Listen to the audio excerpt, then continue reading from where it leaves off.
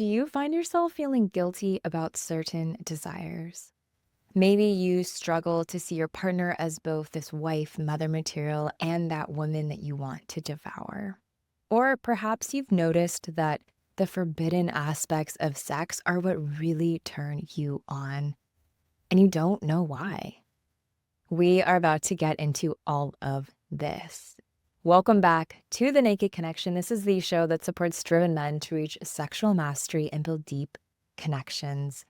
What's up, you guys? It's Kirsten, and today we are diving into how religious upbringing can shape your sex life. In this episode, you will discover why your sexual desires might actually be connected to religious restrictions, how the Madonna-Whore Complex could really be sabotaging your relationships, and why breaking free from these patterns doesn't mean that you have to abandon your faith, beliefs, or religion. To have this conversation, I have invited on Lauren Rogers onto the show.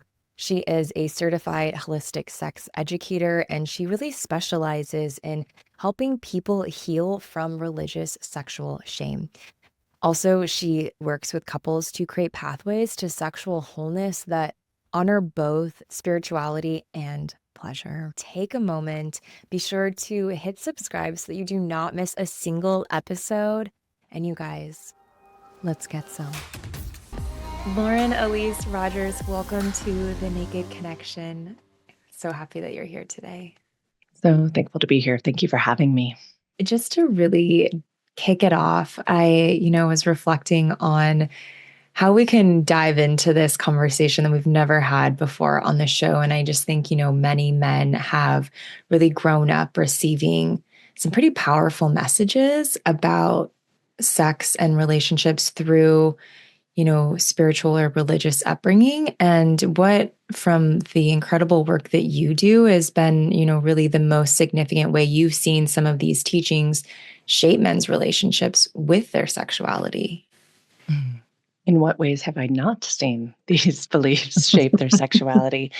So much. The World Health Organization says that most of us received incomplete and inaccurate sexuality education. Mm-hmm. And I think I want any listener today to just inhale and exhale on that one, that most of us are out here just stumbling through things. Then, if you take the societal context that many of the folks that I work with who are purity culture survivors, I say that in quotes because it's just a phrase that's become popular, and it means anyone who grew up inside of a religious context, whether it was high control religion or they just went to church occasionally on a Sunday. What we see added into this incomplete and inaccurate education is a set of societal sexual values, things that we were taught to believe about the sex that we wanted or desirous of having. And there was a certain morality attached to certain behaviors. And we began to develop an entire slew of what I call sexual beliefs that were planted in our sexual gardens before we could even consent to that being the case, right? These were lessons that went far, far, far back, even into stories like Adam and Eve, right? They were all blissful in the garden. Then Eve, the temptress, came in and destroyed Adam's life. I mean, it goes back to then that women can be temptresses. So we must guard ourselves against the stumbling block that is the naked female form so that we can experience some type of spiritual righteousness. And so what I see is this started way back with Plato, ironically, this idea of dualism, that we have the mind and we have the body, and they're at war with one another. And so with the male-bodied clients that I work with, we do a lot of sorting through a lot of different narratives that I'd love to talk about today, because your audience might hear themselves in some of them, like the Madonna-Whore Complex, like this idea of reaction formation, that we formed our sexuality inside of a world where it wasn't even appropriate to talk about sexuality. So there's probably a lot of gaps that we need filling in.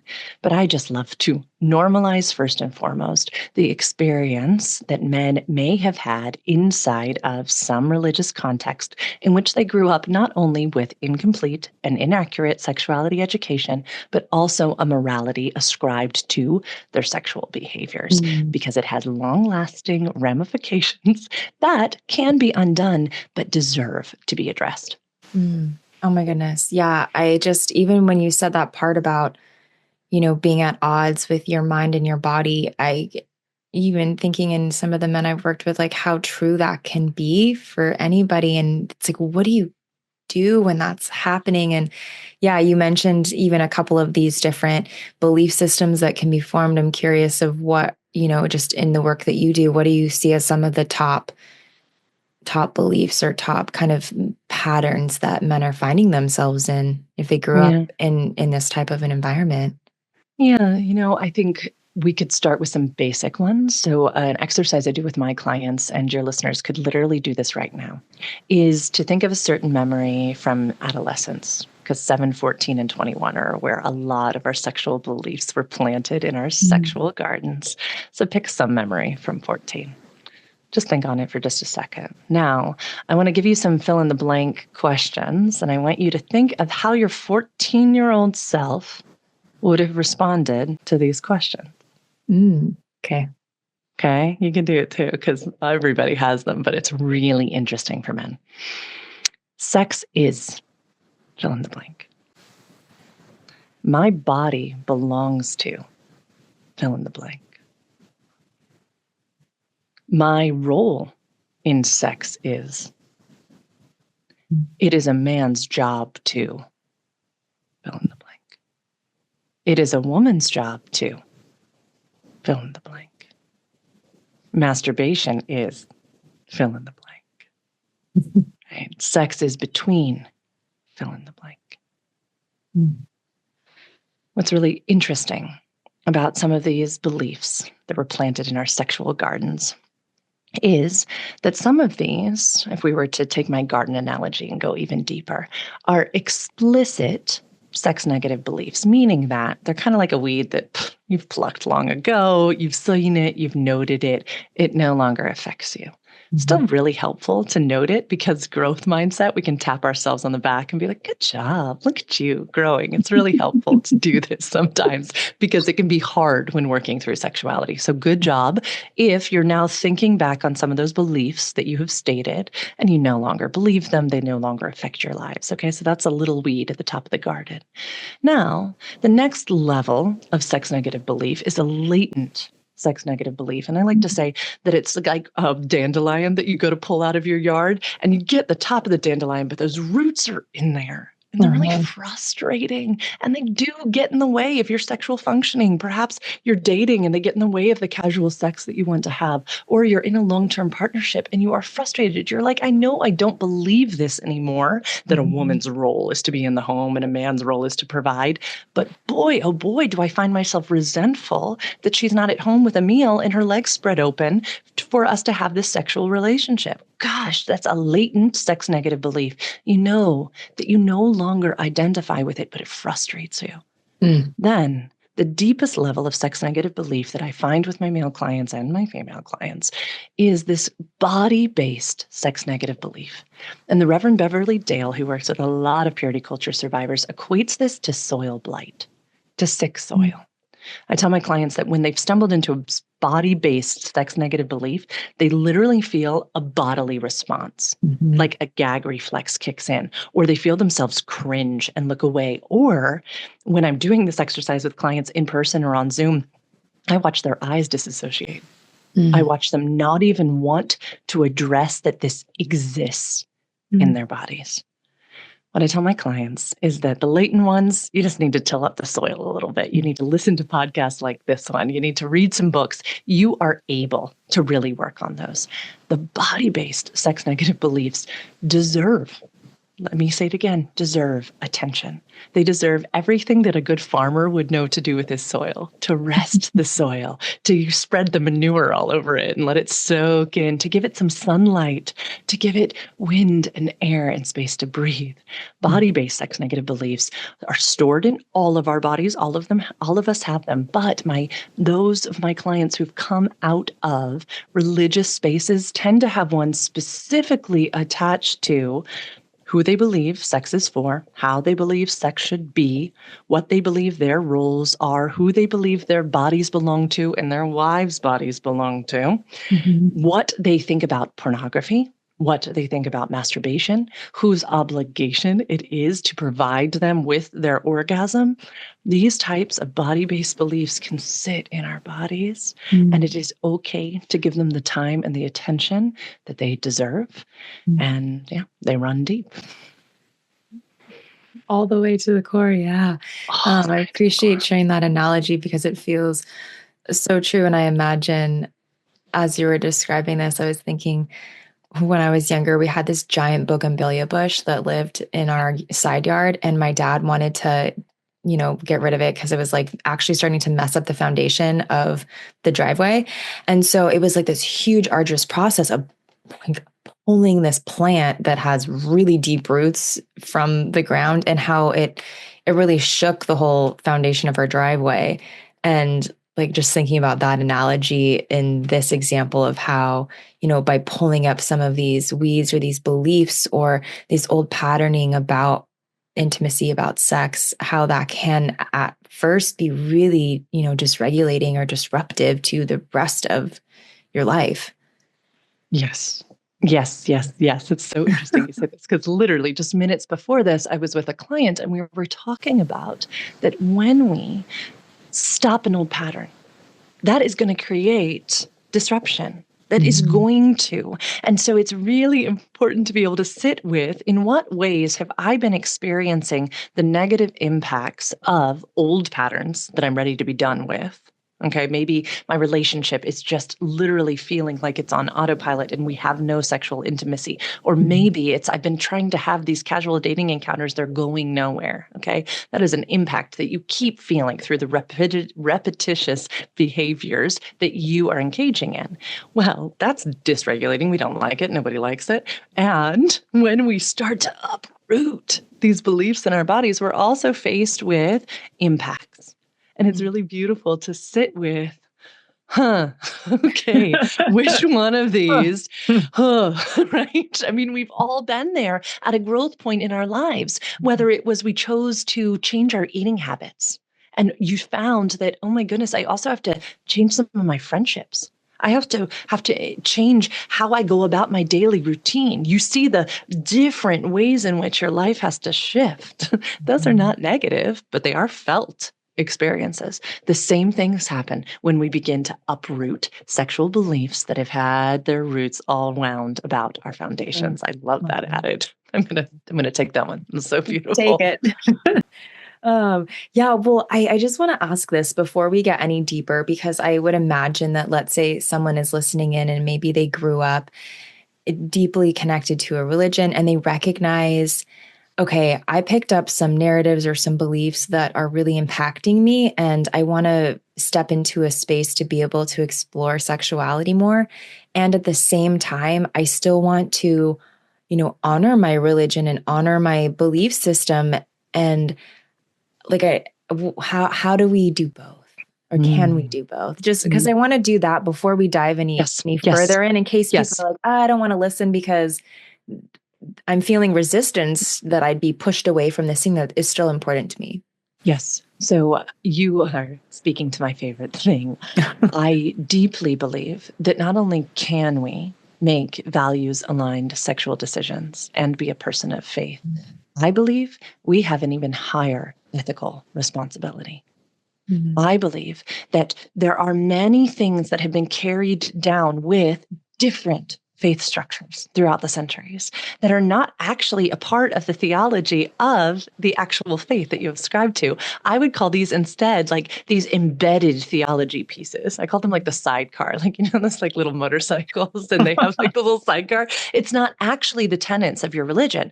And so I believe that my clients of faith, and I have many of them, deserve to get to sift through what I call an discernment versus obedience approach. Instead of this blindly obeying what some pastor or the pastor's pastor or someone is just telling you, to sit with your scriptures and discern for yourself, for your family, what truly does align with your faith structure and your values system.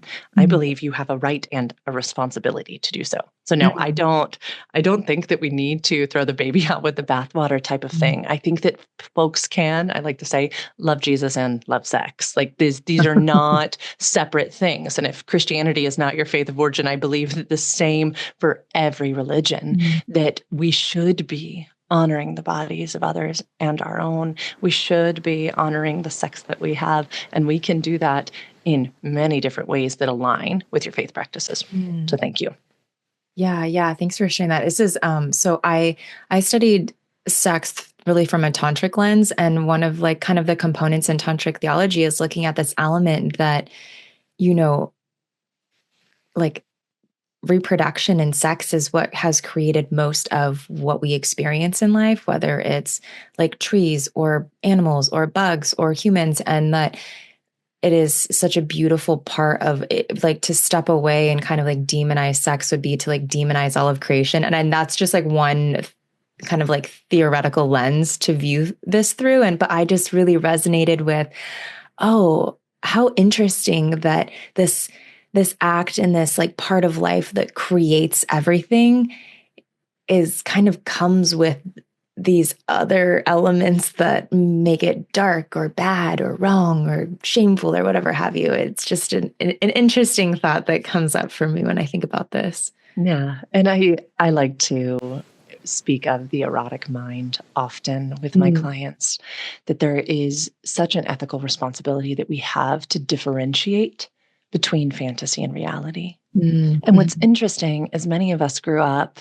reading Grimm's fairy tales. Many of us grew up watching Disney movies. We know a good story. We really do. And I like to challenge my clients and ask if after they watched Peter Pan, did they climb up on their coffee table and try to fly? Some of them did, some of them didn't. Because from a very young age, we were educated on the differentiation between fairy tale and reality. We were never discouraged from reading fairy tales. In fact, we know the benefits of self-soothing in a fantasy world, of escaping into the lives of a character. But yet what I feel has been demonized inside of so many religious spaces is the erotic realm. We have become so afraid of it that we have cast it out, that we have felt as if it is this monster that's going to destroy us because we have not been tooled up. We haven't been equipped to sit with it and explore the fantasy realm and understand the differentiation between what would harm someone in the realistic realm. We'd be amiss if we didn't call out the hundreds of thousands of cases of sexual abuse inside of religious spaces. Yeah.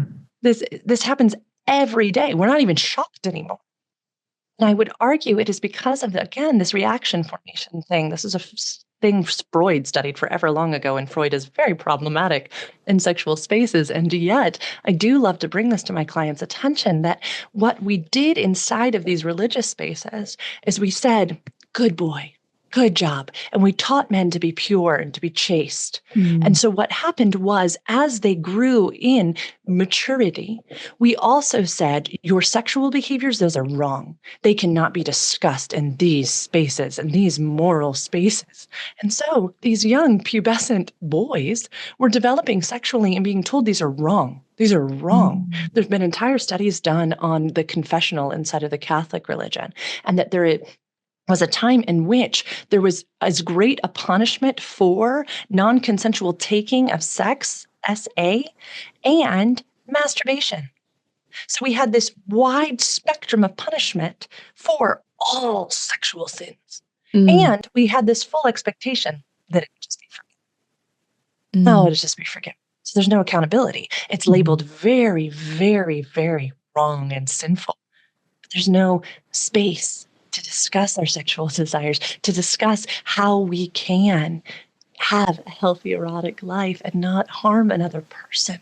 And what are the steps of accountability to take so that we can right wrongs? What are the tools that we need so that we don't do that? mm, And it's just been perpetuating over and over and over in spaces. You name the space, we see sexual harm being done. And ironically, the harm that is being done is to people in female bodies. mm, And we're mhm, just letting these harmful men rise to the top, which then goes on to hurt the good men, who I am certain is your audience. And so, mm, so to your audience, I say you owe it to yourself to do this work, to get mm, super comfy wumpy with your erotic spaces so that you can be a part of the good ones. So mm. that you can nurture the erotic in your homes and in your sexual relationships in a way that aligns with your values. Yeah. Yeah, and to that point, what is, say someone's tuning in and they're like, this was my background, I'm really connecting with this, I'm recognizing that, that this has really impacted my ability to explore my erotic life. Where do I go from here? What do I do? One of my favorite questions. Okay, so Dr. Jack Moran wrote this incredible book, The Erotic Mind, where he studied thousands and thousands of people and their erotic behaviors. And he found that all of us kind of fall into these four cornerstones of eroticism. So I'll share them with your listeners. Okay. And then I'll tell you the one that most of my clients who've come out of some form of high control religion or lack of sexuality education fall into. Okay, they are longing and anticipation. Okay, so that's those of us who are erotically stimulated by the thing that's just out of reach. Ah, Mhm. yes. Okay. Number two is violating prohibitions. And that is those of us who are turned on by a little bit of the naughtiness factor, a little bit of that which is taboo. Mhm, Okay. mhm, Number three is search for power. Those of us who are turned on by power over consensually or power under, right? Surrendering, just take me now type of turn ons. Okay. Number four is overcoming ambivalence. This one's tricky, but I like to mm. equate it to when you're in middle school and you just want that person in the hallway to notice you and they're totally playing cool, like they're totally not into you. Okay. You just want them to notice you, but they are ambivalent towards you. We all know the feeling, right? Yes. It's like you're playing hard to get, you're playing it so cool. Oh, I don't want them to know type of thing. Okay. Every gender does this. This is not just a thing that we've experienced in one body. All right. So those are the four: longing and Mm, anticipation, violating prohibition, search for power, and overcoming ambivalence. mm. Sometimes you have a combo of the four. But sometimes you're like, oh my goodness, that's my one. Did you have one that like jumped out at you? This is so funny. As you were saying this, I was like, wait, I kind of like all of these. It's totally good. And those who've done real work to like be able to drop into their sexuality, yes, tend to say this because they're like, Okay. oh, I like all of these. Can I I was like, have I all want of all of these? them. You can't have all of them. You get them all, Kirsten. And for those who are listening who might never have played with these things. We find that those who grew up in high control religion are most turned on by the violating prohibitions one. Mm, I mhm, cannot tell you how many of my clients had their first kiss behind the baptismal and first kiss in the church basement, first kiss in the church parking lot, first kiss, first hand job, first blow job, you name it. They all had mm, this combination, right, of the light and the dark, of the mm, paradox, of the good and the bad, of the pure and the evil. And when we can understand Jack's erotic equation, which is attraction plus obstacle equals excitement, we can begin to inject excitement wherever we want it. Now, mm, here's the tricky paradox again. All of those four cornerstones, amazing in the erotic realm. They are also all recipes for unhealthy romantic relationships. All right. To have the lover who is just out of reach and we can never experience true intimacy and connection with is going to be harmful. all the time. To have the lover who we are constantly cheating on in order to have our erotic senses fulfilled, not going to be a healthy relationship. Same thing with taking power over our partner or asking them to be submissive to us. It's going to have unhealthy dynamics. And the same thing with ambivalence. Funny story for our audience. I was married for a decade before my whole life fell to pieces and was rebuilt. And I was married for a decade to a gay man.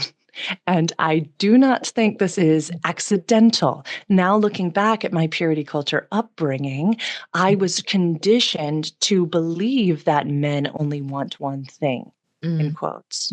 And so I was conditioned to look for the men who are more respectful, for the men who honored my boundaries, for the men who didn't want me. Okay. So I Here we love go. to say that my first crush, my first kiss, and my first husband are all now happily gay. Now, they're wonderful friends and were awfully ambivalent towards me. I had to work really hard to win my ex-husband's affection, and he didn't know he was gay either. He grew up in purity culture, and so that's like literally pushed the whole thing down. But just a pure example of how it will destroy relationship. What we can do, though, is once we feel brave enough, whether it is with a professional or through reading Jack's book, The Erotic Mind, or through listening to podcasts like these, we can get curious on it. We can look back at our peak sexual encounters. We can look at our sexual fantasies that are most likely to turn us on. And we can go, oh my goodness, it's that one cornerstone. Great. Then inside of healthy relationship, we can inject little bits of our favorite cornerstone, whether it's talking about fantasy or with my now very healthy, loving, consistent partner. If I am turned on and I kind of come on to him, all he has to do to get my engine revving is to go, oh, baby, and look at his watch. I don't really think I have time for this today. It's all it takes. You're like, what? What? I will overcome. I will have you now. I will take you now. And what's so delightful about that is that in our relational dynamic, there is zero ambivalence. He is there for me. He is consistent. He is loving. I do not have to work to earn my worth or his love. But if we want to heighten the erotic experience inside of my healthy marriage, which, my friends, can be boring, because when we've been conditioned to have our sexuality be informed by some obstacle that doesn't feel like homeostasis. Homeostasis is very boring and flat and healthy and wonderful and good for the nervous system, but bad for the erotic. And so it's okay to be able, in a tantric sense or in an energetic sense or in an imaginatory sense, to be able to play with these things. Oh my goodness. Okay, this is incredible. I want to read this book now. It's so good. It's so good. It's on Audible too, if folks are better at like listening to books and on a commute or something like that. It is so good. It is my go-to manual. Amazing. Amazing. We'll have to check in with ourselves to see which of these resonates most. And okay, you said something, I'm like totally pivoting here, but you shared something a little bit ago. You mentioned like the Madonna-Whore Complex. And I am so curious to understand, you know, if you could explain it for people that might not know what that is, and just like really I want to dive into that a little bit with you. Oh, let's go. It's one of the biggest sexual obstacles for folks raised inside of religious spaces. It goes like this, that men are conditioned to desire the whore and marry the Madonna. Okay? When you have been taught your whole life that women are temptresses and to stay away from the temptress and to look for a pure, chaste woman to be the mother of your children. My friends, it is highly confusing for all people's sexuality, not only men, but also women. I work with countless men who have come up in their youth and adolescence and young adulthood with this belief. Okay. So yes, they're having like these hot one-night stands with these whores, women in female bodies. And then they are getting themselves into a relationship with a woman they, in quotes, respect. So then they're in these relationships and they cannot get inside of a sexual space with this woman. They deal with some forms of erectile dysfunction. They Mm. deal with premature ejaculation. They deal with wanting to be out of the relationship. They deal with like picking a fight in order to create some type of emotional landscape that creates an obstacle so that they can have hot sex. Friends, this is you. You are not alone. Mm. This is the Madonna-Whore Complex at work. Mm. Women actually are neither. What horrible examples of sexuality to Mm. give to women. Either you are judged and called a whore for your sexual behaviors, or you are told to be pure and virginal and not be a sexual being at all. Both of these don't allow women to win. And they don't allow men to see a woman as a full erotic creature who is able to both nurture her children and have a lot of fun in the bedroom. And Mhm. so when we begin to think of, again, these old beliefs that have nothing to do with our faith systems, they are definitely pieces of embedded Mm. theology. They actually go back to the church fathers. So at the Council of Nicaea, this group of men got together and decided what was going to go into the Christian scriptures. And if we look at these men, Tertullian or Aristotle, like it's all of these people that we know their names, we can find things like Tertullian said that the woman was the gateway to the devil. And when we begin to understand the origins of, again, the embedded theology that came down with these spiritual teachings, and that these men hated women, like Mm. truly hated them. And they wanted us to worship the mind and defy the body and all of this type of stuff. We can understand that this isn't actually a faith principle. This Mhm. was a misogynistic, outdated patriarchal principle that doesn't help anybody anymore. This was Mm. said in a time where women were property.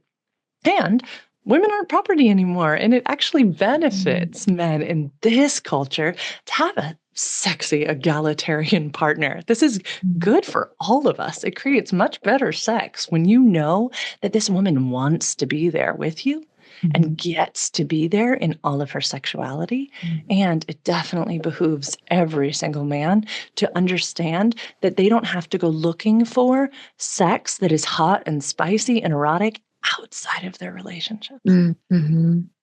That women crave adventure and risk, that women crave sexy contexts inside of healthy partnership.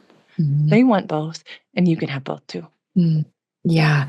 Yeah, when you said the piece about, like, that women aren't winning in this dynamic, and it feels like men aren't really winning either, and I know there's been a lot of studies done that kind of really show that women are often craving more adventurous sex, and it's just really interesting, that that can get covered up or clouded or be Hmm. viewed a very specific way, and, yeah, I had a friend years ago who was in a dynamic where basically, her partner was like, "I like, you're the type of woman," like, really kind of, like, spoke in a sense that was putting her on this, like, pure pedestal of, like, "You're the type of woman that, like, I marry. I would never wanna, like, have, like," d and didn't wanna like, had beautiful sex, but then didn't wanna go into these, like, more erotic or kinky places with her because in his like, what she shared was that he was basically like, "I couldn't imagine doing that to you because, like, you're this, like, pure, beautiful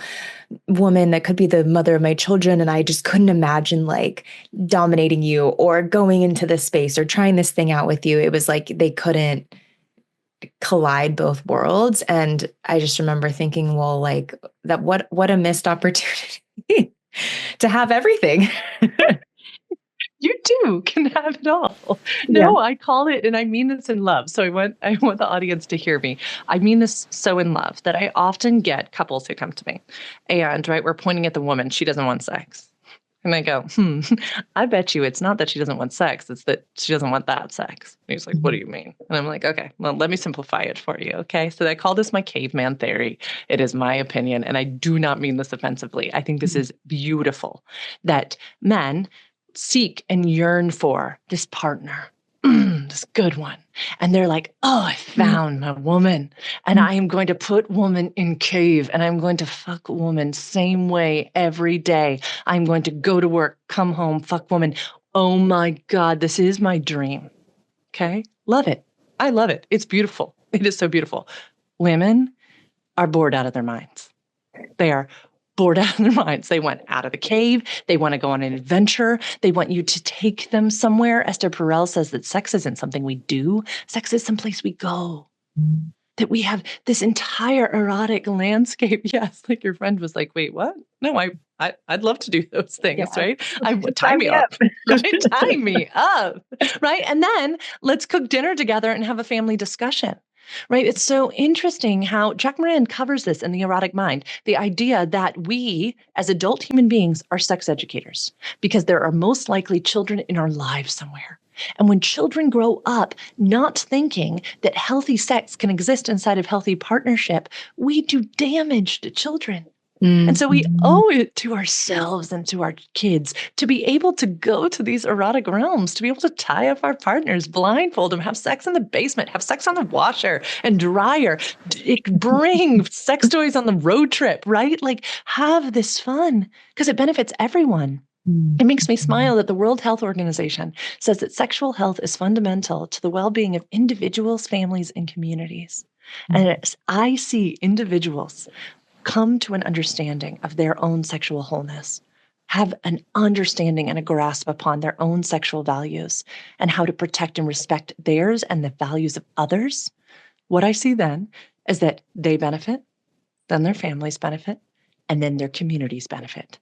I'm working with several couples right now, and they're getting to this point in the work where all of their friends are like turning and looking at them and going, what's going on, you two? Like, what's up?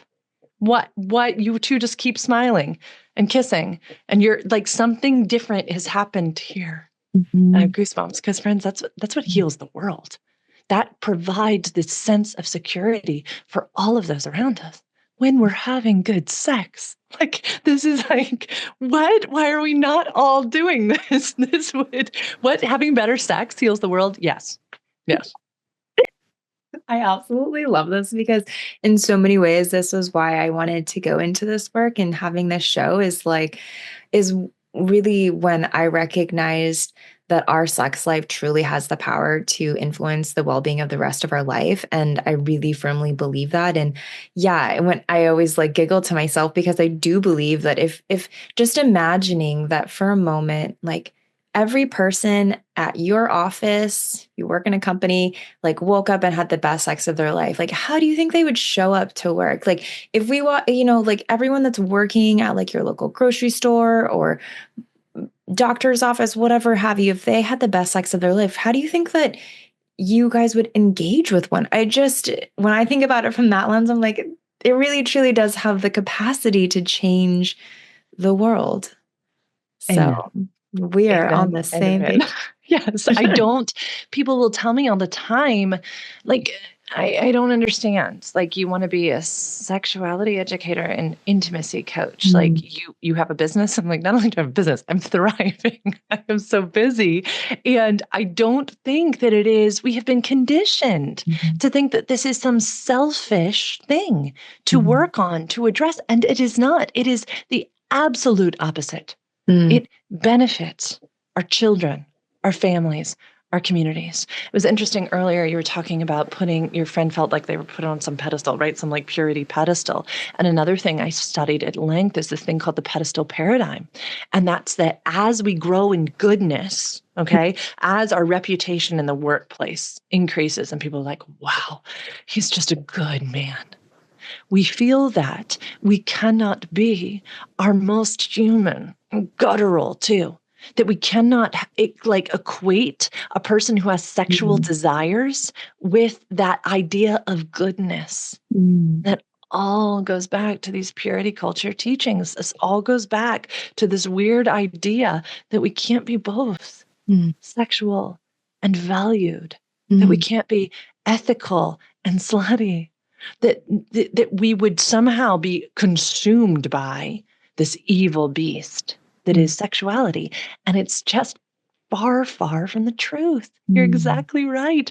The folks who feel truly connected with their partner, that roll over and have beautiful, healthy sex, or who roll over and say, "Oh, honey, I could really use an orgasm." And their partner can say, "Love you. I'm getting up to journal. This is me this morning." Okay. And then can say to their partner, "But you enjoy a juicy fantasy. And then come tell me later what you came to." Okay.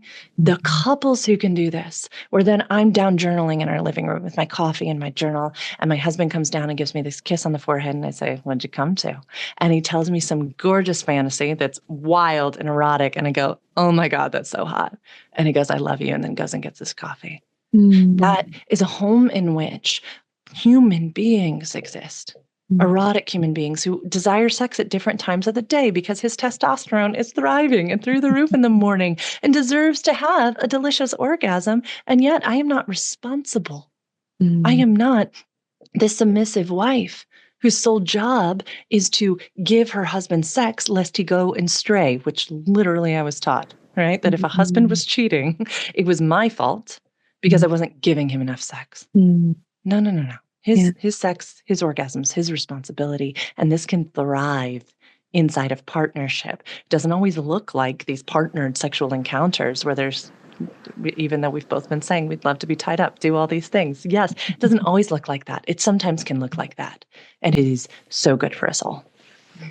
Yeah, and what's so interesting is that, just from what I understand about attraction, is that so often when an individual carries kind of two polarities within their personality or within who they are, that is really attractive. And so, you know, even like stepping outside of sex and just thinking, a man that is able to like really like dive into his work and like have like this really deep dedication and perseverance and then can turn around and be really playful. Like that's really attractive to a woman. Mhm. Or like on the flip side, like a woman that can be really smart and like well spoken and then can turn around and like be this little girl and be playful Mhm. and silly and all of Mhm. the things, like that's really often like those polarities are often really attractive. And so being able to also incorporate, it sounds, like being a good man and, being wild in the bedroom and taking control, whatever have you, like that is really attractive. And the same for women. So it's just interesting how this innate attraction can really counteract some of the belief systems that we've formed around how to engage as a person in this world. Yeah. And I think, I would just take us back to, try to find a character in history, a human in history. Try to think of someone who, is all good, right? There's so many different schools of thought, whether it's Jungian or all of these different things about shadow side, Mm-hmm. right? There's two sides to every coin. There's shadow, there's light. When you look at a black and white photograph, it would not have the beauty it has without shadow. Mm-hmm. And the more comfortable we get existing and being able to play in that space, the more we can also celebrate the light. That once we have owned this piece of our shadow and we know how to play with it, we know how to sit in the polarization, we know how to play with the polarity, we know how to celebrate this aspect of us in a safe and consensual way, the Mm-hmm. less likely it is to get squeezed out sideways and to harm, the Mm-hmm. less likely it is to be so shocking to Mm-hmm. ourselves when we do this thing. It is necessary. There's this film that's popular now. Nicole Kidman was just in Baby Girl, this movie, and inside of it, she's in this long-term relationship. And she has never had a partnered orgasm with her husband. She loves her husband. She loves her daughters. And in the very first scene, you see her fake an orgasm with her loving partner, played by Antonio Banderas. And I love that they gave a true masculine, sexy man to this character. This is not some washed, he's attentive. He is a producer, director on Broadway at like the height of his career. We are not talking about some man who's not there doing the work. Mm-hmm. We get to see that Nicole's character has been faking orgasm. Then we get to see her sneak off and watch the porn that actually brings her to orgasm, which is a part of her shadow, but she feels utterly ashamed to bring this into her good marriage. She feels like that it cannot be accepted into this space, that she could not tell her husband because what would he think of her? So what ends up happening is she has an affair with a younger coworker, which we see all four cornerstones of eroticism played out. And yet, in this realm, we have every reason to believe that that is unethical behavior, right? Because in this realm, is it incredibly erotic when a boss has an affair with an employee? Yes. Is it also very dangerous? Of course, because she could fire him, right? There are so many different elements at play that are non-ethical and not comfy, right? And I just long for the day when folks in healthy, loving, long-term partnerships can turn with curiosity and look at these shadow pieces, look at their cornerstones of eroticism, look at the things that were planted in their sexual gardens by their restrictive religious past, and say, you know what? The body turns pain into pleasure. And pleasure is often the greatest antidote to pain. And so, what if, instead of banishing these things to the shadows, I took my religious constraints